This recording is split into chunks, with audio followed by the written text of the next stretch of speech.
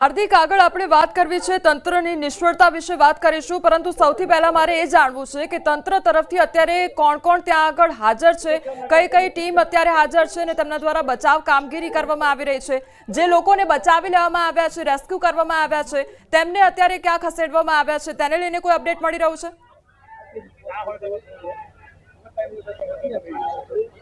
बिल्कुल थी जो प्रशासन की बात करिए तो वडोदरा जिला कलेक्टर है अनिल धामेलिया अहीं पहुंचा है। वडोदरा जिला एसपी जो है तेओ अहीं पहुंचा है और दृश्यों पण जोई शकाय छे। साथे साथे स्थानिक धारासभ्य चैतन्यभाई पण अहीं पहुंचा है और फायर ब्रिगेड और एसडीआरएफ की टीम जो है ते अहीं सतत रेस्क्यू करी रही है। અને જે લોકોને બચાવી લ્યા એમની વાત કરવામાં આવે તો એ બચાવેલા લોકો જે છે તો કોઈને રેફરલ હોસ્પિટલ તો કોઈને ખાનગી હોસ્પિટલ એ રીતે તાત્કાલિક ધોરણે સારવાર જે છે તે આપવામાં આવી રહી છે અને પ્રયત્નો તો એ જ છે કે મૃતદેહનો આંકડો જે છે તે ન વધે પરંતુ અત્યારે દ્રશ્યો જોઈને પરિસ્થિતિ જોઈને કંઈ પણ કહેવું ઘણું મુશ્કેલ છે। અત્યારે લગભગ બીજો એક મૃતદેહ મળ્યો હોય તેમ લાગી રહ્યું છે કારણ કે જે સ્થાનિક લોકો જે છે તે એકબીજાનો જુસ્સો વધારી રહ્યા છે અને વાહન હોય કે પછી મૃતદેહ હોય કંઈક પાણીમાંથી બહાર કાઢવાના પ્રયત્નો જે છે તે સતત અત્યારે કરવામાં આવી રહ્યા છે અને દ્રશ્યો તમે જોઈ રહ્યા છો અને દ્રશ્યો જોઈને તમારા રૂવાડા ઊંચા થઈ જશે કારણ કે આ બ્રિજ કે જેના નદી વચ્ચે બે ટુકડા થઈ ગયા અને એક બાદ એક फोर व्हीलर होय टू व्हीलर होय के पछी भारदारी वाहन होय ते पानी में खाबक्या अने मैं कीधुं प्रमाणे के स्थानिक लोकोनो एक अंदाजो छे कि आ मृत्युनो आंकड़ो खरेखर वधशे कारण के स्थानिक तरवैयाए कीधुं कि 10 થી 12 मृतदेह तो तेमने पोते ज जोया छे। त्यारे अत्यारे तंत्रनो अत्यारे प्रयत्न ए छे स्थानिक लोकोनो प्रयत्न ए छे के વધુમાં વધુ લોકોને બચાવી લેવાય કદાચ કોઈ દલદલમાં ફસાય હોય તેને પણ બહાર કાઢીને પ્રાથમિક સારવાર આપી શકાય તે આ પ્રકારના પ્રયત્નો જે છે તે કરવામાં આવી રહ્યા છે।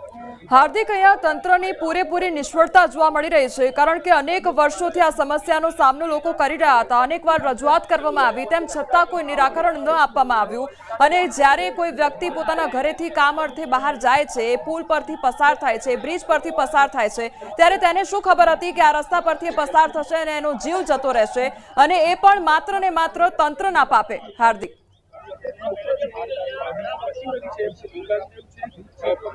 बिल्कुल थी मैं तमने कीधुं प्रमाणे के 2-4 महीना 6 महीना वर्ष होय तो समझ्या के तंत्र ने चलो प्रक्रिया करवामां वार लागे परंतु 5 वर्ष वीती जाए अने त्यां सुधी तमे एक ब्रिज न बनावी शको अथवा तो जे ब्रिज छे एनी दरकार न राखी शको एटले आ तंत्र कई दिशामां आगळ वधी रह्युं छे तेना माटे कहेवा माटे कोई शब्दों नथी कारण के अनेक वखत प्रयत्नो कराया छे स्थानिक लोको द्वारा स्थानिक प्रतिनिधिओ द्वारा पत्रकारों द्वारा परंतु तंत्र जे छे कोईनुं सांभळतुं नथी अने आपणे खरेखर आ दुःखद घटना એટલા માટે कहीए कारण के ब्रिज परथी जे लोको पसार थता हता ए कोण क्यां कया कामथी जतुं हशे परिवारनो कयो सभ्य जे छे तेमने गुमाव्युं हशे एनो अंदाजो आपणे नथी लगावी शकता परंतु मैं मारी आंखोए अहींयाथी लगभग 2 થી 3 नाना बाळको जे 4 થી 5 वर्षना का तो 6 वर्षना नाना बाळकोना मृतदेह जोया छे એટલે તમે અંદાજો લગાવો કે જે માતા પિતા છે તેમને પોતાના ઘડપણનો સહારો ગુમાવ્યો છે અને જે કેટલાક બાળકો છે નાના બાળકો હશે કે જેઓ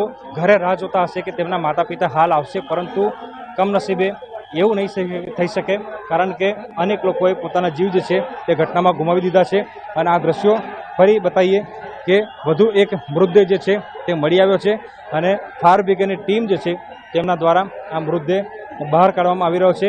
એક બાદ એક ફાયર બ્રિગેડના જવાનો एसडीआरएफना जवानों स्थानिक तरवैयाओ अहींयाथी मृतदेह बहार काढ़ी रह्या छे अने मैं कीधुं प्रमाणे के हाल मृत्युनो आंकड़ो जे छे ते कहेवो घणो मुश्केल है परंतु अमारी नजर समक्ष जेटला पण मृतदेह अमने मळी रह्या छे ए आंकड़ो अमे दर्शकों सुधी पहोंचाडी रह्या छे तमारा सुधी पहोंची रह्या छे।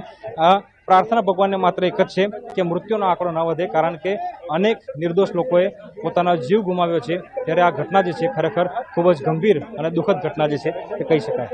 जी हार्दिक आप जोड़ायेला रहेजो वधु अपडेट आपनी पासेथी लेता रहीशुं। तो गंभीरा ब्रिजनी स्थिति मुद्दे हवे जूनो विडियो पण वायरल थई रह्यो छे। ब्रिज जर्जरित होवानो अधिकारी स्वीकार करे छे। 22 ऑगस्ट 2022 नो आ विडियो वायरल थई रह्यो छे। स्थानिक लखन दरबारनी अधिकारी साथे वातचीतनो आ विडियो होवानुं सामे आव्युं छे। तो आ स्वीकारवामां आवी रह्यो छे के ब्रिज जर्जरित छे अने ब्रिज जर्जरित होवानो अधिकारी द्वारा स्वीकार करवामां आव्यो छे अने ते अंगेनो विडियो वायरल थयो छे। તેમના દ્વારા શું કહેવામાં આવ્યું છે સૌથી પહેલા તે સાંભળીએ। હવે સાહેબ કેટલા દિવસથી હું તમને ફોન કરું છું, પેલા મુજપુર ગંભીરા જે બ્રિજ છે એ બાબતની વાત કરવા માટે, રજૂઆત કરવા માટે અમારા એક મિત્ર જિલ્લા પંચાયતના સદસ્ય હર્ષદસિંહ પરમારે પણ આપને લેખિત રજૂઆતો પણ કરી છે, અને એ બાબતે આપને રજૂઆત કરવા માટે કેટલા દિવસથી ફોન કરું છું પણ આપ ફોન ઉઠાવતા નથી. હવે એ બાબતે આખો બ્રિજ એકદમ ખલાસ હાલતમાં છે સાહેબ, આખા બ્રિજની હાલત ખસ્તા છે, અને કેટલા બધા દિવસો થઈ ગયા હજુ કોઈ કામગીરી થઈ જ નથી.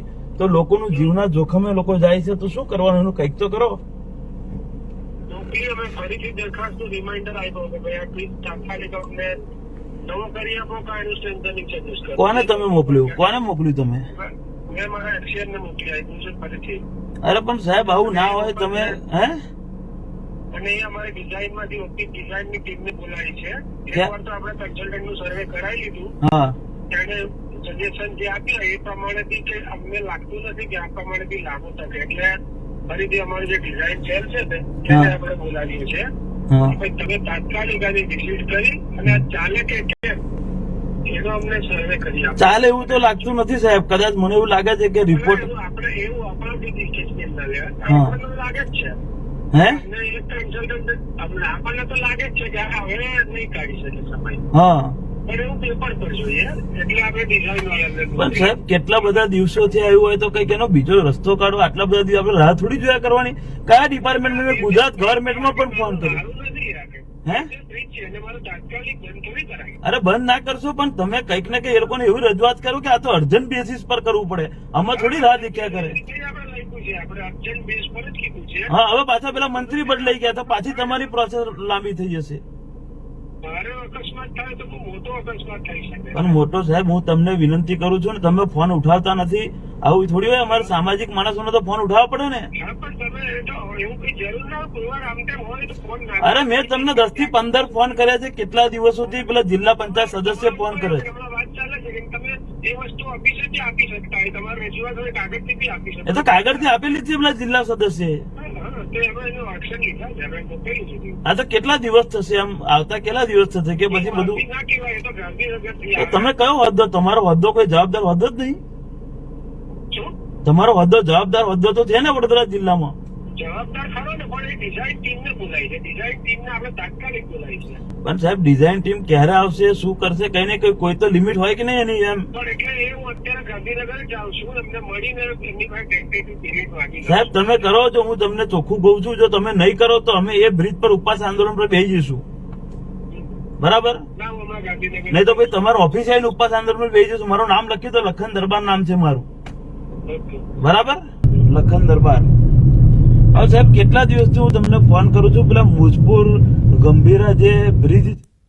તો આ વિડીયોમાં સ્પષ્ટપણે સંભળાઈ રહ્યું છે કે જે અધિકારી છે તેમના દ્વારા સ્વીકારવામાં આવી રહ્યું છે કે આ બ્રિજ લાંબો સમય સુધી ચાલે તેમ નથી, પરંતુ આપણે તે વસ્તુ નક્કી ન કરી શકીએ, બધી જ વસ્તુ કાગળ પર જોઈએ તે પ્રકારની વાત કરવામાં આવી છે.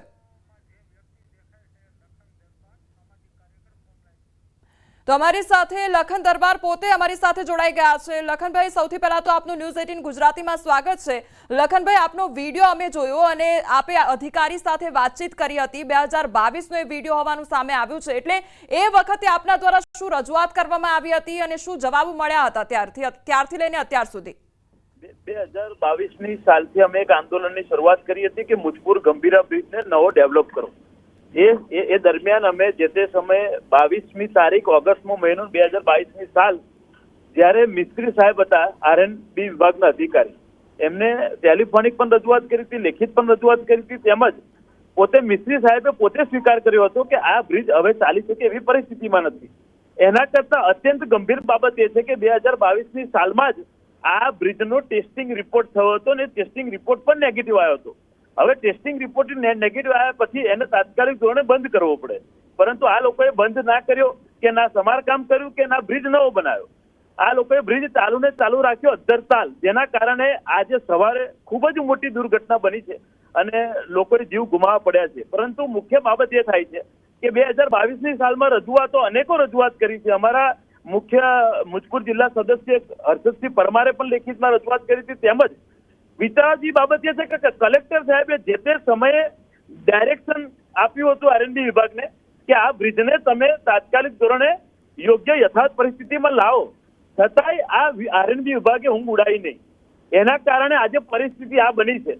તમે વિચાર કરો, આપણે ગુજરાતમાં પેરિસના રોડ બનાવવાની વાતો કરીએ છીએ અને આવી પરિસ્થિતિમાં બ્રિજો તૂટી જાય છે. આ બ્રિજ એ વડોદરા તેમજ આણંદને જોડતો તો રોડ છે જ, પરંતુ પાદરા જીઆઈડીસી એટલે કે બહુ મોટી મોટી કંપનીઓ ત્યાં આવેલી છે. એની આસપાસમાં જે લોકો રહે છે, આણંદ જિલ્લાના યુવાનો નોકરીઓ કરવા આવે છે અને નોકરીઓ કરવા આવે છે તો રોજ સવાર સાંજ જાય છે. આ તો સાંજનો સમય હોય તો ખૂબ જ મોટી દુર્ઘટના બને છે. અને આ બધું જ આપણે આંખે જોઈ શકીએ છીએ કે આ સંપૂર્ણ ભ્રષ્ટાચાર છે અને ભ્રષ્ટાચારના લીધે, ગોરખ ધંધાના લીધે આ પરિસ્થિતિ ઊભી થઈ છે. ગુજરાત સરકારને વિનંતી કરીએ છીએ કે 2022માં અમારી લેખિત અને મૌખિક રજૂઆત હતી, એના આધારે આજે જે તે સમયના અધિકારીઓ તેમજ અત્યાર સુધીના અધિકારીઓ પર માનવ વધનો ગુનો નોંધાવવો જોઈએ અને અમે 4 વાગે બરોડા પહોંચીશું, મુજપુર બ્રિજ આગળ પહોંચીશું અને મોટી સંખ્યામાં ત્યાં ભેગા થવાના છે અને ભેગા થઈને ત્યાં આંદોલન કરીશું કે જ્યાર સુધી માનવ વધનો ગુનો જે તે જવાબદાર અધિકારીઓ પર નહીં નોંધાય ત્યાર સુધી અમે ધરણા કરીશું, પ્રદર્શન કરીશું. પરંતુ આ વખતે આ ચોર અધિકારીઓના લીધે અમારા લોકોનું મૃત્યુ થયું છે, એ ચલવી નહીં લેવામાં આવે, મોટું આંદોલન કરવામાં આવશે.